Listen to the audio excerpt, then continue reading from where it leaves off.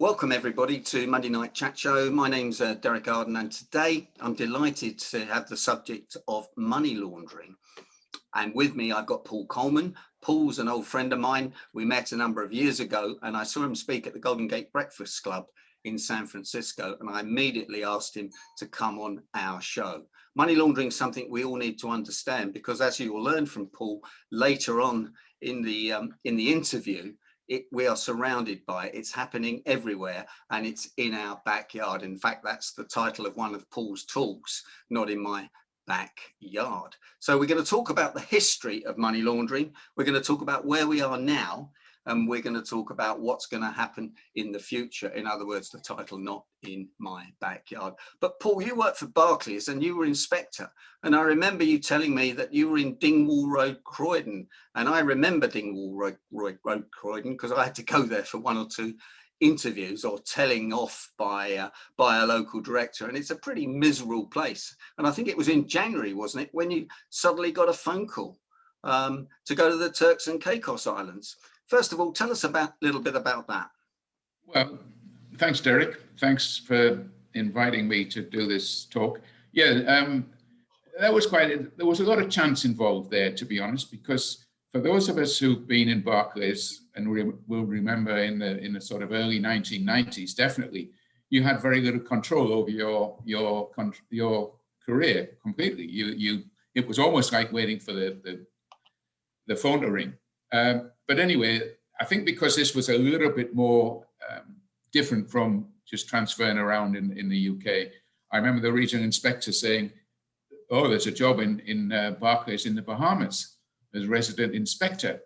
And literally the story to this is, for 2 days, I hadn't long been moved down to London. I was a corporate manager in Edinburgh. And then for two days, I didn't say anything at home. And I just sort of said to my wife, "Well, there's a chance of working in Bahamas."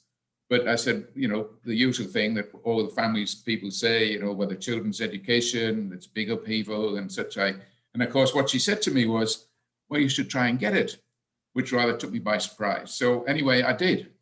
I went for an interview in London, up in where the chief inspector's office was, and I actually got the job. And the classic thing is, I called my wife, because in those days, no mobile phones, so I find a phone box, called my wife and said, "I've got the job." And what was her first reaction? "I didn't think you would get it." And so that was a bit of a blow, really. Then now my ex-wife, if I say that, but anyway, that's 20 years ago, so I can't, there's no hard feelings at all. But it's just one of those things. But the point about Croydon was my last day working in the UK, when the last inspection we were doing was in Croydon, at the main office of Barclays, which is a huge office. We seem to have been there for a long time, but I remember walking out for lunch in that classic cold day. It's in early, well, no, I was going to say early spring. No, it's not really. It's middle of the winter. Cold, damp, raining, just miserable. I remember thinking, well, the next time I'm going to work, it's going to be a little bit different. I didn't know what to expect going as an expatriate to Bahamas. But anyway, off I went. And I've been there, apart from a short term back in the UK in the early 2000s, ever since. So how do we start this today? What I want to start with one figure, a piece of information for you. A little known fact is, if I said to you $91 million, $91 million, let's think of that. Now, $91 million is the amount of money that by the time we finished this presentation, will have been laundered somewhere in the world. $91 million in about an hour or so. Wow. So that really puts the scale of it, because we can talk about how many trillions of dollars are laundered, but it's hard to imagine trillions. But what we can do is imagine, if we could, 91 million, a lot of notes, but there we are.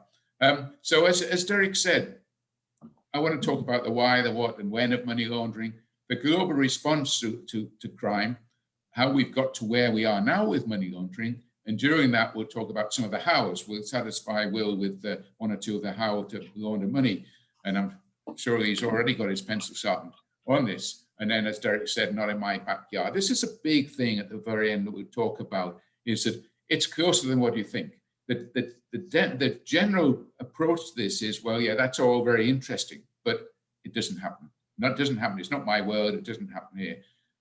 But I think by the end, we might be able to might be able to convince you that it's a little bit closer than you think about. So when did money laundering start? Well, the romantic point is that everybody thinks it's Al Capone in the time of Prohibition. That is a false story. It sounds good, but it's not Al Capone, because for a start, as you all know, he's a gangster at the time of Prohibition in Chicago, but there was no laws against money laundering, so he couldn't be prosecuted. Actually, Al Capone went to prison because of tax evasion. That was his crime, no money laundering. But even, and the other point, of course, he had all these washaterias. That's the story. Well, that's full of coins. A lot of money in coins is not much use to anybody. But anyway, the romantic point is Al Capone. 1982 was when it began to develop the concept of money laundering. And that was the time of the first prosecution in the US. And it was laundering the proceeds of drugs. So that was where it sort of began. And we always have associated money laundering with drug trafficking. But what really brought it to our attention, really? Globalization of business really in the 80s and 90s really took off. And we know that, in trade finance, businesses, finance, whatever. And at the same time, of course, criminals started globalization. They're very ingenious criminals, we know that. And they started cross-border crimes. And there was this explosion of crime and a different type of crime in terms of cross-border, as opposed to, as we all the people from the UK will know, for example, the Craig brothers sort of dominated the East End of London, but it was very neat and confined. They were in charge there, but they didn't really spread very far, and certainly not cross-border. And this created law enforcement with a real challenge. The days of the Sherlock Holmes with the magnifying glass and Columbo, that approach was not getting to where they wanted to be in terms of solving crime. So they had to have a rethink. And there was a rethink, because what emerged from this, particularly with the globalization of crime, was that huge amounts of money were being made by these Mr. Big. And that's the important thing about thinking about money laundering. Our image is the man on the street corner with selling the drugs and with a bit of cash, and as you see on the TV programs. Yes, that happens. But those guys are the fall guys. They disappear. If they get caught, there's another one there the next day. So, but it's Mr. Big who masterminds it, who doesn't get anywhere near the front line, is making the huge amounts of money. And law enforcement and policymakers came up with this idea that if we can stop the criminals enjoying the fruits of their illicit activities, we might actually stop crime. And this is where money laundering came into play, really. It's really to try and stop the crime by taking the money away from them. So we had this concept that, follow the money developed. And that's where they looked at the criminals and said, well, what are they doing with this money? And we developed that concept a little bit more in a minute, but follow the money, then the very clear understanding that organized crime, the Mr. Bigs of this world, want to clean their money. And why do they want to clean their money? Because they don't want to be associated with their crime. They need to spend that money. They're no different from you and I, who want the big house, the big car, the great holidays, the condominium on the beach and Turks and Caicos, you name it, that's possible. That's what you want. But the challenge is he needs clean looking money, because he can't substantiate how he got his money. So they talked about this. This is the use of money that you can't explain, unexplained wealth. And that developed the concept of money laundering, because they had to make it look clean. It never will be clean, but it needs to have this appearance of being clean money, come from a legitimate source. Important thing is money laundering started up as a piece of activity that could be prosecuted against, but it doesn't happen on its own. It has to have an underlying crime. And the analogy really is you've got ice and water. You can't have ice without water. You can't have money laundering without an underlying crime. Now, if we refer to it as proceeds of crime, if you think proceeds of crime, how many crimes generate proceeds? In fact, most of them. they develop some sort of wealth for somebody. So that was where it started off. By 1989, OECD formed a sub-body, Financial Action Task Force, which was formed as a standard setter for anti-money laundering. They had, and they produced what they referred to as their 40 recommendations at that time to tackle money laundering.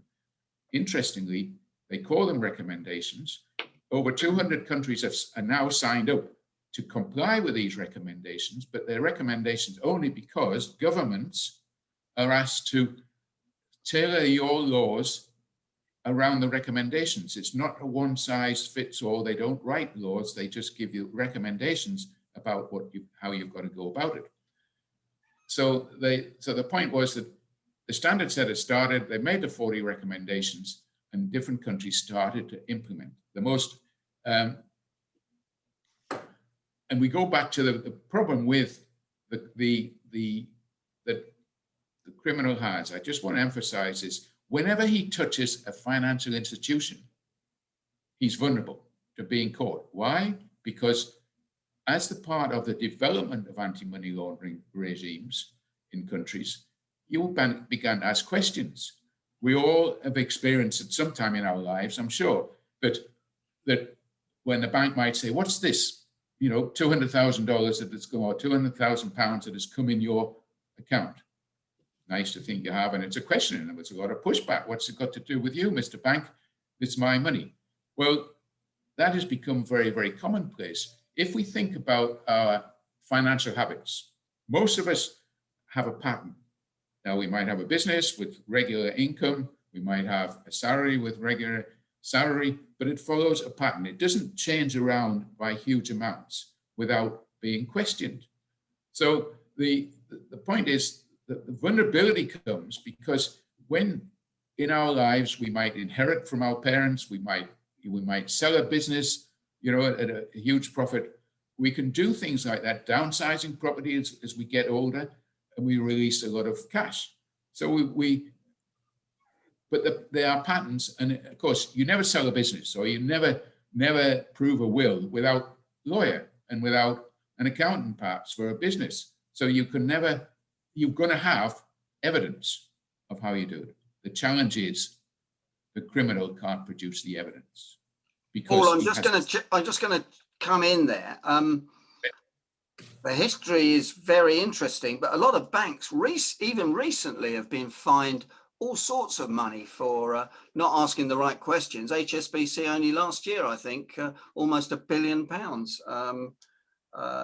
Should we move into that area, or should you just want to finish off this history? No, I can mention it now, because I can bring into this whole concept of criminals and asking questions. They're not criminals when they walk through the door to be a customer, but by asking the questions, then it's difficult and it's all about this unexplained wealth. Now, the Financial Action Task Force recommendations are pointed towards governments. Governments make the legislation, and the banks then have to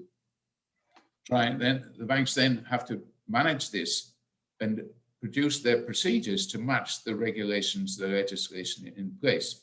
Now, let me give you a good example, because you say that banks get fined for non-compliance. Yes, they do, because the Financial Action Task Force does its own evaluations. And I'll digress a little bit to say that the most recent Financial Action Task Force evaluation of the United Kingdom, they came out the best country against all the countries. There was about 107 who've had these, what they call mutual evaluations. Why they're mutual evaluations? You are evaluated against your peer countries. You join along with other assessors and you go to one country. The United Kingdom is one. Now that had their evaluation, came out top, but they were top of a bad bunch. The secretary of the Financial Action Task Force says, we're all bad, all countries are bad, but some are less bad than others. That's where you put the United Kingdom, because we all know that the reputation that the United Kingdom has is that it's seen as a safe haven for Russian oligarchs.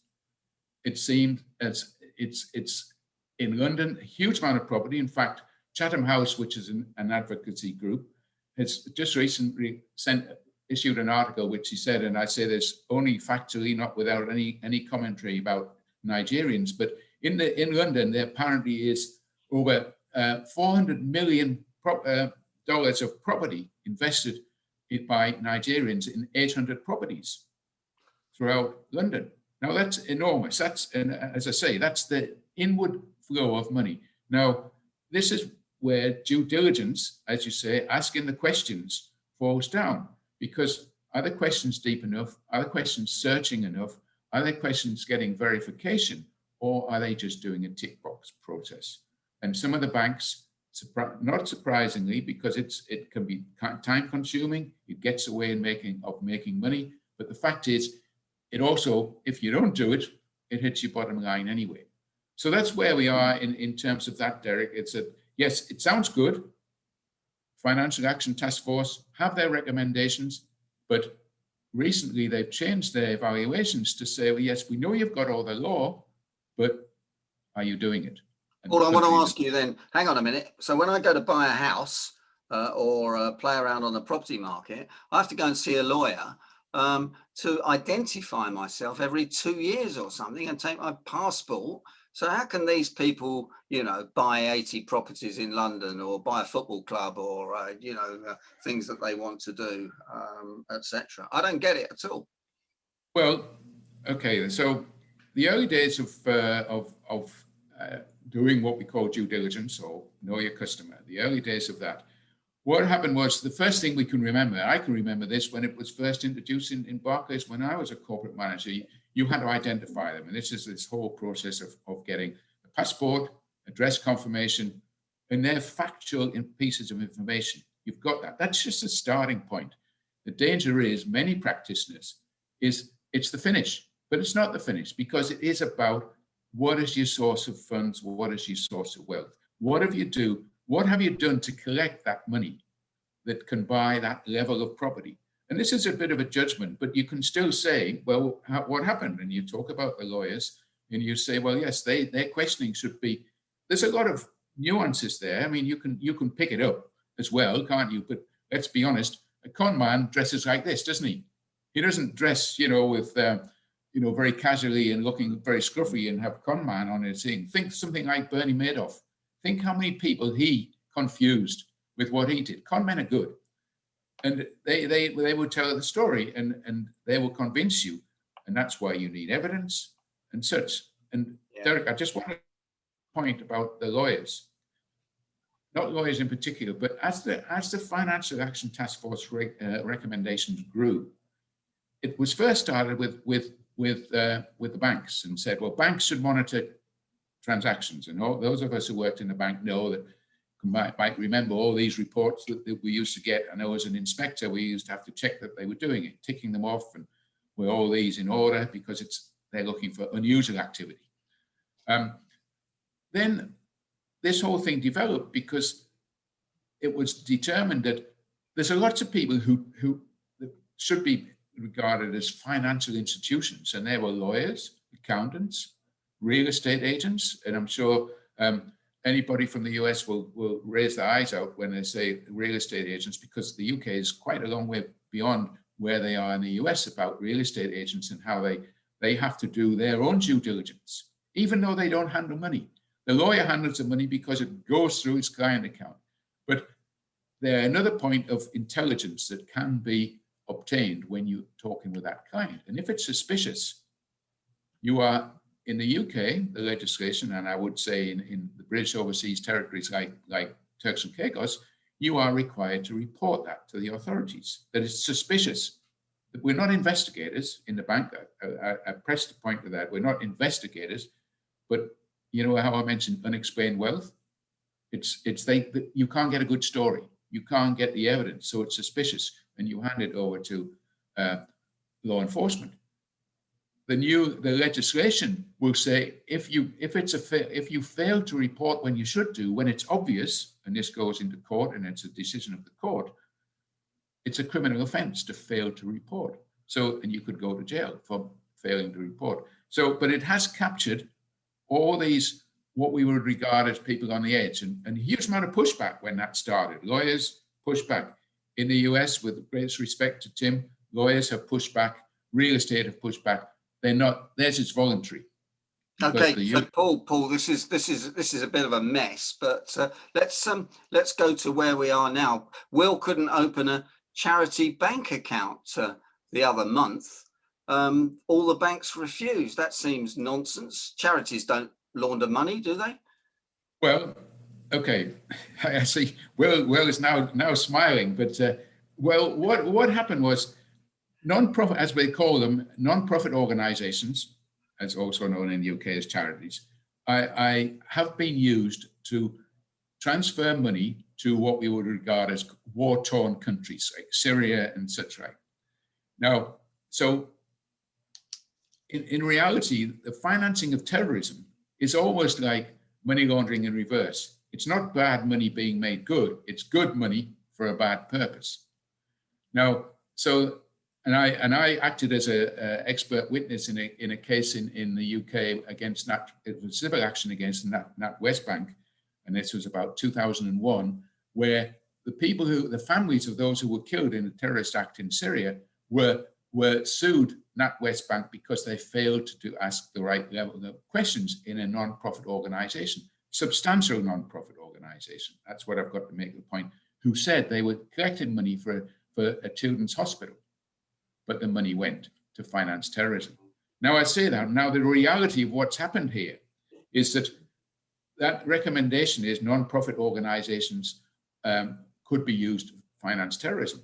Financing terrorism is, well, let me just tell you, the lawn tennis club is not going to finance terrorism, but there was an overshoot of the recommendations, there was an overshoot of the legislation, and then in consequence, the banking sector, they introduced this whole concept. They didn't introduce it, but it's now called what they call de-risking. They said, hey, wait a minute, we don't want to get involved in possible financing the terrorism. Now, that was never the intention. That's an unintended consequence of the recommendation in the legislation. It was never intended as a widespread thing. It was intended to say, do your due diligence, work out, are they sending money overseas? Do the owners of, well, all right, the leaders of the non-profit organization do the right checks? When they're sending substantial money, which is the expert witness work I did, substantial money to a war-torn country, are they really sure where the money goes to? Now, that's at one end of the scale. The other end of the scale is, the lawn tennis club, et cetera, et cetera. But the banks have just batched it all together and say we don't want those, and hence the problem. Wow. The consequence of the problem is sorry, Derek. The consequence of the problem is the activity goes underground. Money will still be transferred out of the country. It goes underground using, and if you've heard of one of the most popular ways, it's Hawala, used in Asia and the Middle East, of sending money overseas. No records, no information, as opposed to money being sent through money service businesses or wire transfers when there's a huge amount of information. So this overreaction from the bank ends up with the situation that Will's got, well, we're not going to do it. Or it goes to a bank that's not very sophisticated and not very experienced in these things. It's a real issue, isn't it? And I don't know how anyone checks on charities, because there are so many charities. This is a real area. But Paul, you said not in my backyard, and when we discussed it, you said there's probably somebody money laundering, Derek, a mile from your house. That's what you told me, and then I thought about it. Can you expand on that a bit more?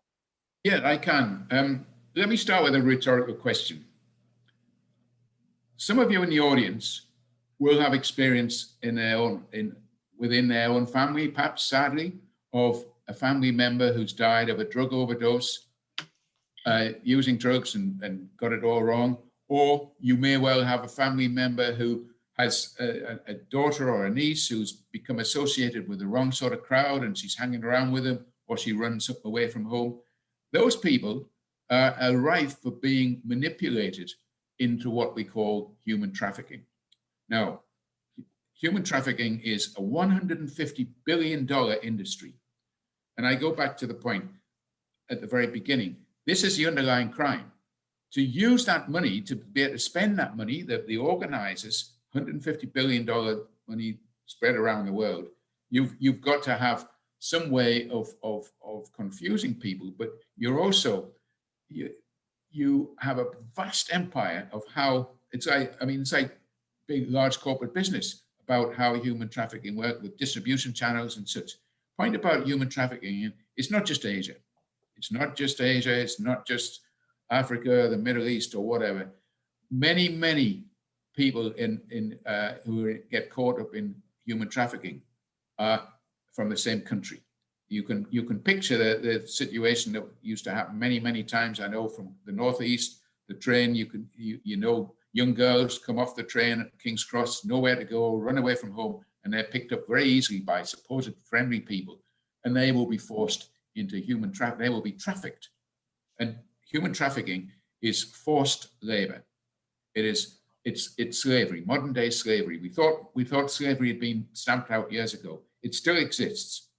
Now again, you're probably saying, yes, this is all, somewhere different. Now, there's an advocacy group called Polaris from the United States, which does a huge amount of studies into human trafficking. They identified 25 different types of industry that tend to be used for by traffickers, put people into forced labor in there. That's not to say they all do. It's like any crime. It's not 100%. But some of and this is where it gets very close to home, because if you've ever been to a nail salon, you use a car wash, you use landscaping, you know about agriculture, trade in the summer and the fishing, where you can get people who come across and perhaps, and most likely, if they're from overseas, they come legitimately. It's not all about illegal migrants. It's about people come in perhaps with a study, or perhaps to be a nanny, and they're tricked in their home country.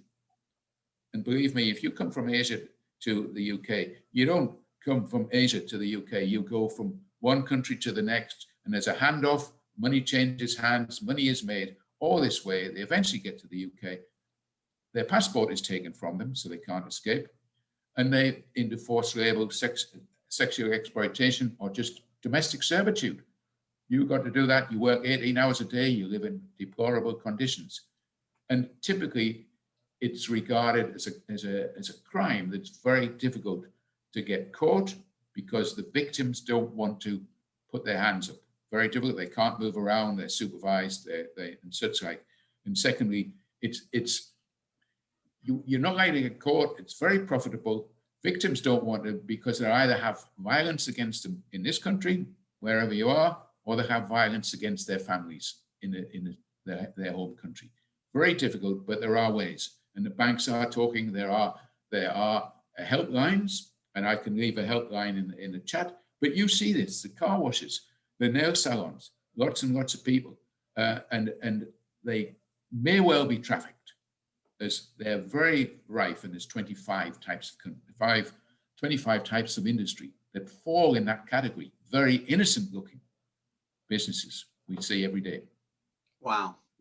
In the high street. Paul, what do you do? Final question, really, before we throw the chat box open to any questions. What do you do in the Turks and Caicos Islands to help stop this? I mean, I think the Turks and Caicos is part of the British Virgin Islands, BVI, a lot of companies registered there. Gee whiz, you're sitting in the middle of money laundering heaven, aren't you? I wasn't supposed to ask you that question, but I'll put you on the spot.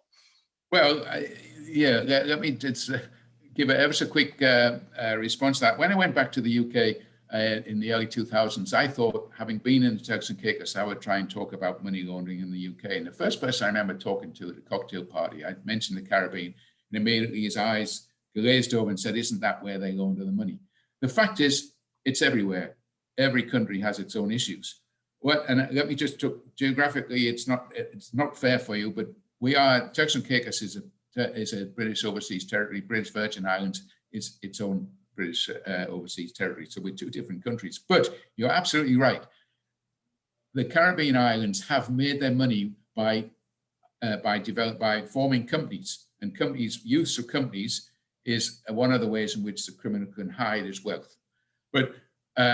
But so what's my role in the Turks and Caicos Islands? I was a regulator. Going back to your point early on, that yes, the banks and the financial institutions are not good at complying with the legislation because of this sort of denial bit, and so as a regulator, we would do on-site examinations, such as you've talked about with penalties.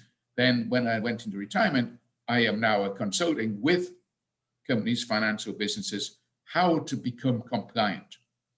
And it's situations such as this that it tries to break down this, well, it's not for me, the